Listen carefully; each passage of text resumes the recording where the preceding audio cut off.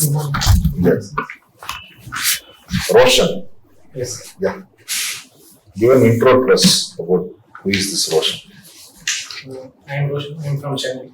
I did my schooling in Maharishi and Bridgepet, and I did my undergraduation in Sastra University, Tanjavur, under the stream of Electronics and Communication Engineering. And I have a brief interest towards application development and watching lab works. And this is my third attempt and my first attempt. So Roshan, what is the purpose of men's wearing the belt? It's a symbol of formal clothing. It's just symbol. Or any idea behind that one? Belt and the pants around the waist. Okay. So this is the purpose where Romans and Greeks wear that one. It's just for tightening or anything else? There is a quote where there is without a belt, they never enter a war. Maybe for some war utilization because people. Okay. Say some two interesting schemes in India which you want to implement in Tamil Nadu, which is very attractive or which is badly needed in Tamil Nadu. Anything? The Swachh Bharat scheme, which focuses on maintaining cleanliness and municipal solid waste management, would be the one. Given the solid waste management and lapses in the Tamil Nadu. And the second one would be the National Apprenticeship Program, where there will be like industrial and academic linkage created through internships in industries. Okay. Have you heard of this non-motherload scheme? Yes, sir. What is that? It focuses on developing industry relevant skills among the college students and teenagers. Okay. So what are the major problems faced by Chennai in infrastructure? It is the first problem which comes to my mind is the unbridled urbanization, where there is an abundant migration taking place due to the concentrated opportunities which are present in the metropolitan city of Chennai. Okay. And due to that, there is unplanned city development, Okay. which is causing urban flooding, seasonal urban flooding, early every year. And the third is the delay in confiscating the lands from the private owners, which is increasing the cost of the construction process. Okay.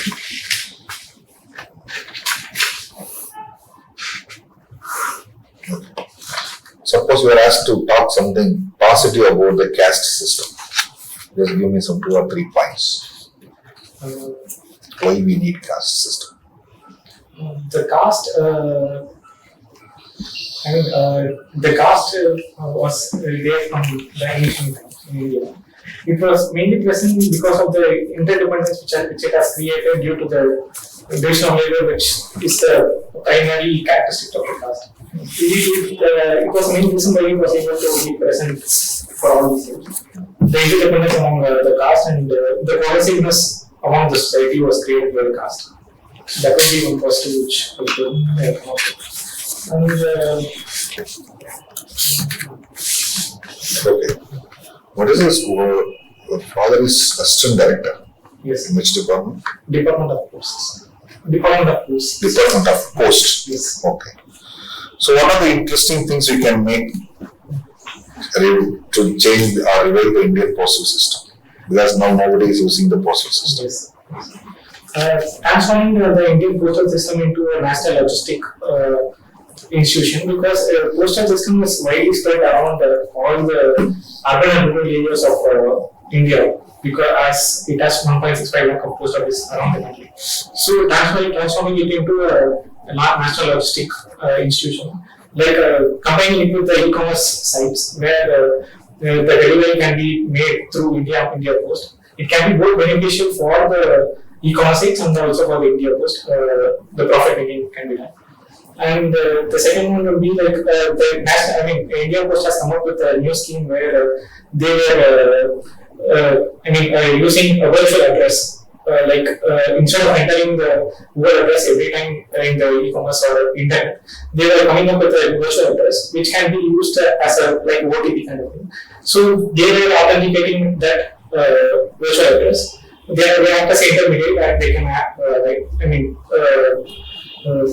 authenticate that virtual address. So monetizing it would be a problematic for the postal requirements. Have you heard of Telegram Yes. in Indian postal system? Not this WhatsApp Telegram, I'm not asking. Telegram. What is that? How it works? I'm not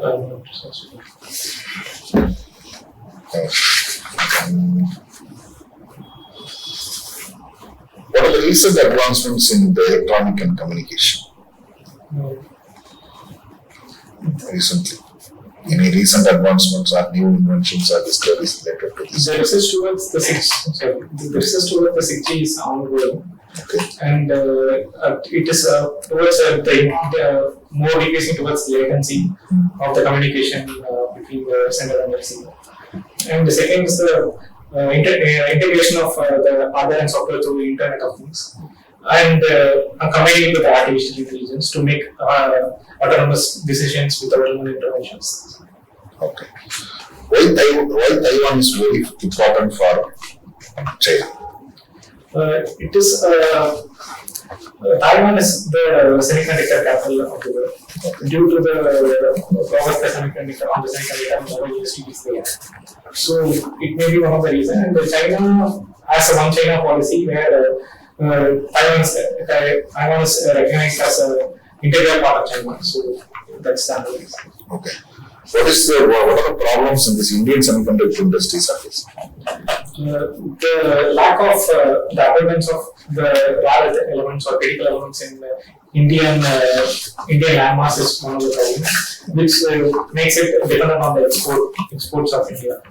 And the second is the amount being spent on the research and development for the semiconductor innovations, which is less than the global benchmark level. And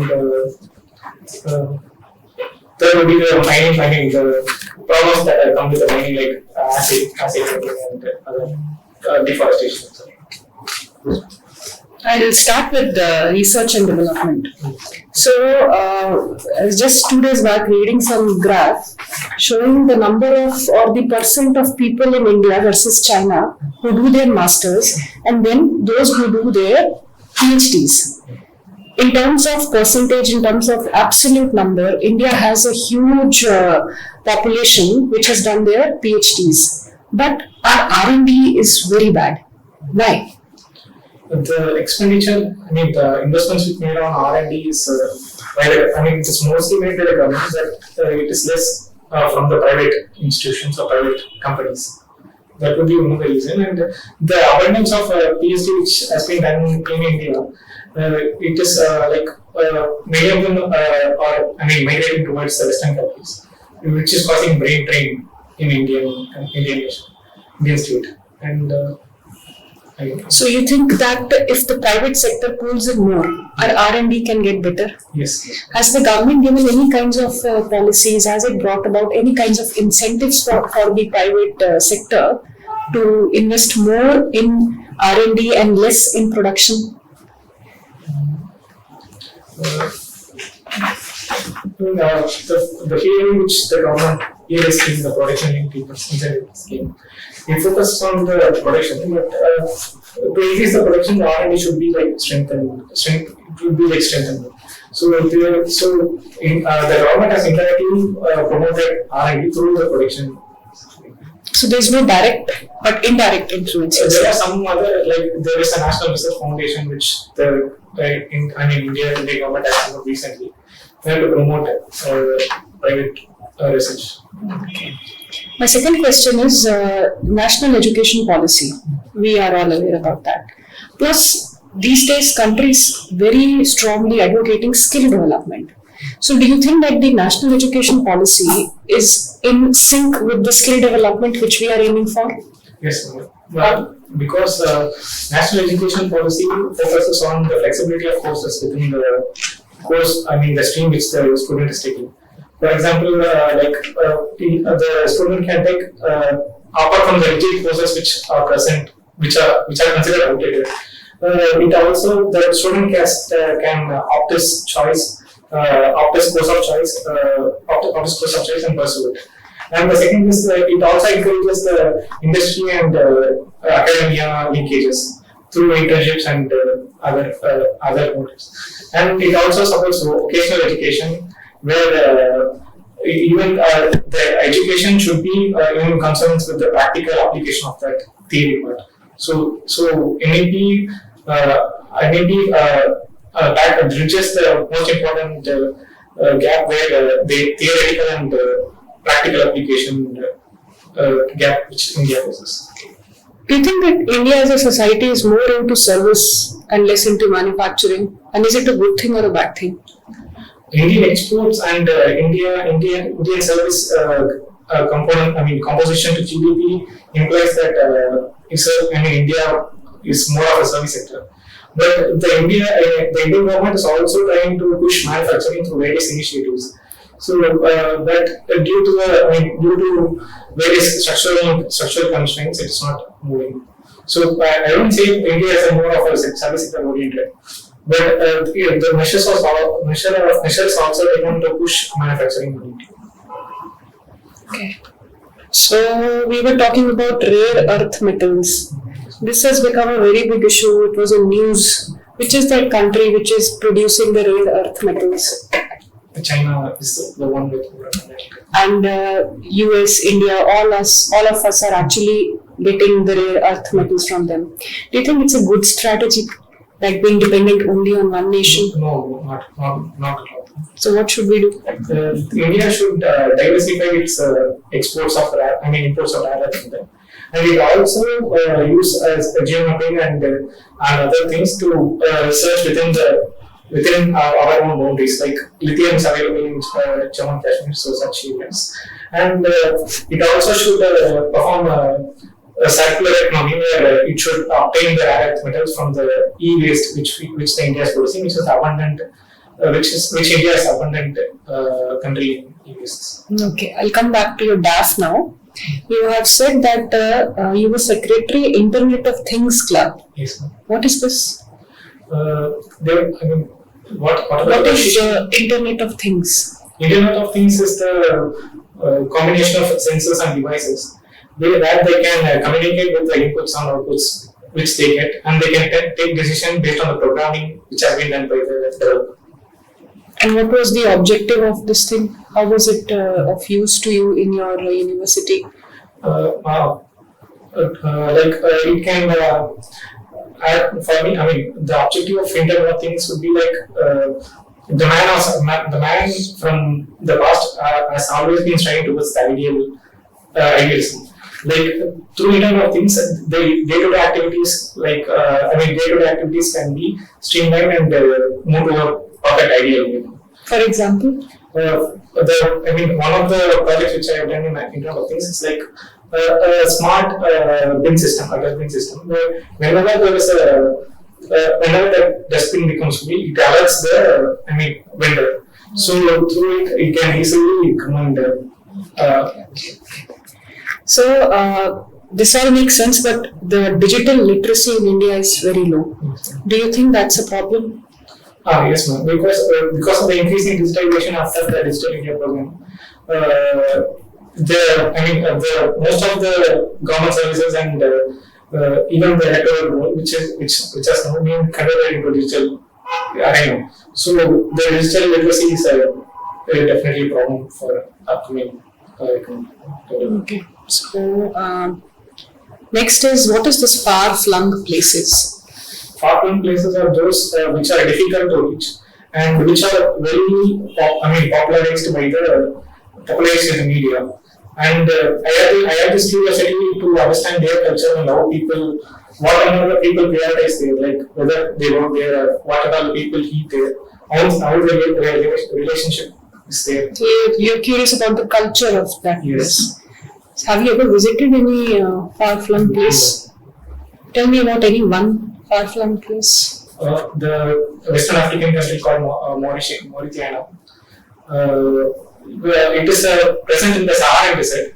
The whole country is fully surrounded by Sahara. The main economy which they are driving on is the mining, iron mining.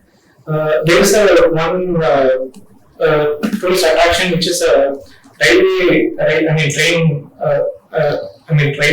which which is present across the Saharan desert, where it is present between the mining location to the port, North Bay port. So there is no a cabin or a sleeper class, nothing like that. It is just a good train where people travel on the boat itself, above the boat itself. So such situation is there. And any such example from within India?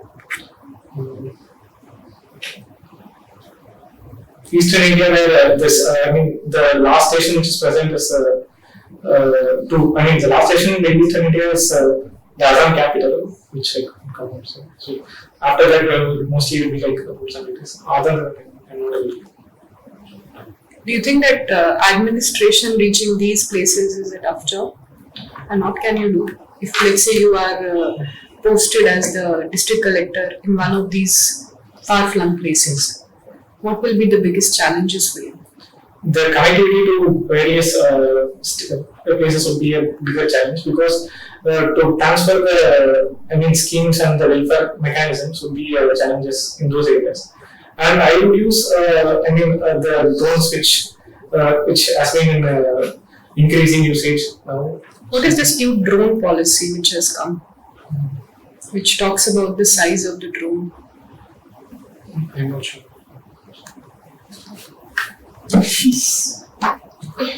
How are you feeling? India have about 20 free trade agreements with various countries. But despite that, we are facing current account deficit. Yes. So what are the major reasons behind that? The some of the first agreements which India made were more for, we are just focused on some of the first trade agreements which India made are the main reason why the current account deficit which India is facing. Like the Indian ASEAN free trade agreement, India has a current account deficit of $40 to $50 billion. It is can you think of it? Yeah.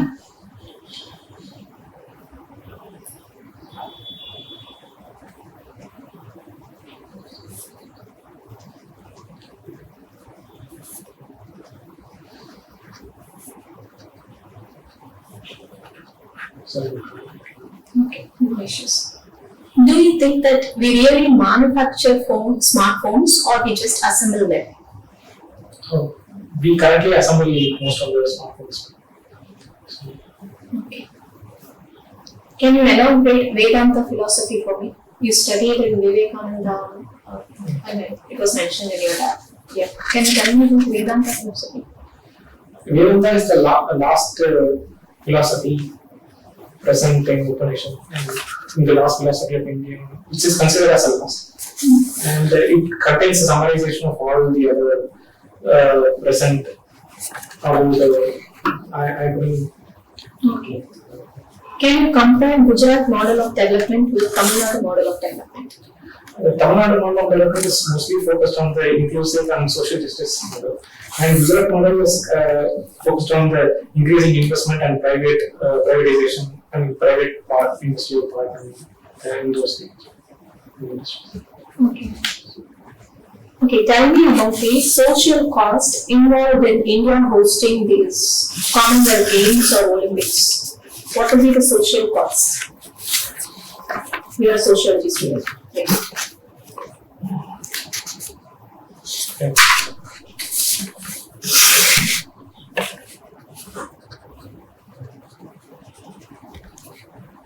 For building the stadiums and those stuff, maybe the already present applications may be migrated to other areas, which may act as a social implication for them. And second is the diversion of funds from the necessitated areas to Commonwealth Games can act as a other effect.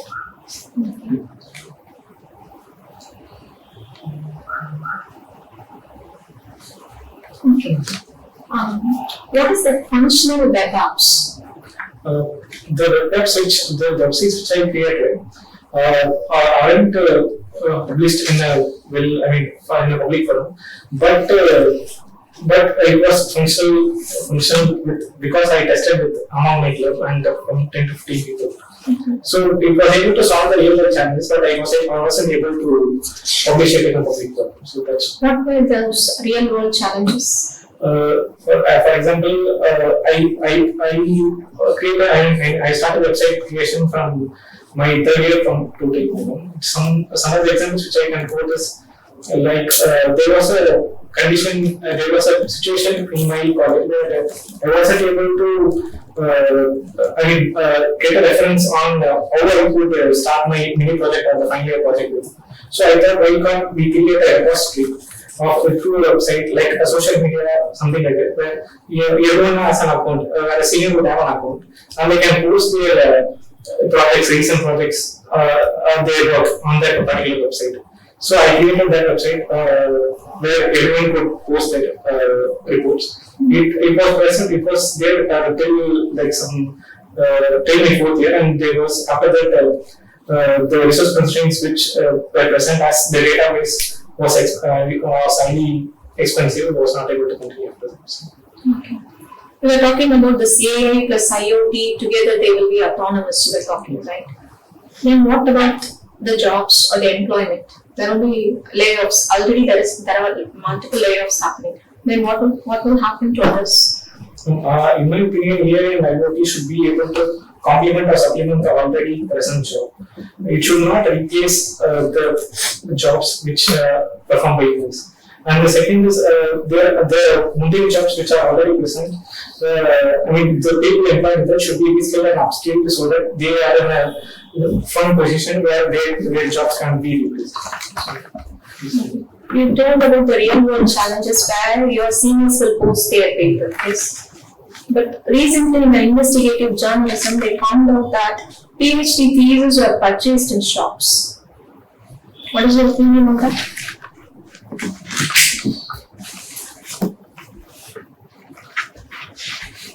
It talks about privacy effect when those conditions are there. But in my project, I acted, the website acted as an intermediary where it could it could act as a reference for the other project. Can you tell me the recent technology change that was brought in the Department of Post?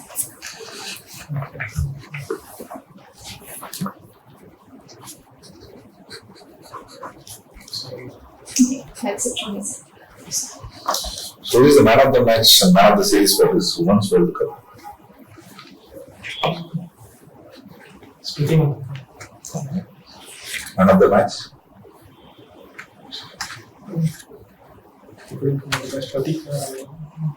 I'm not sure.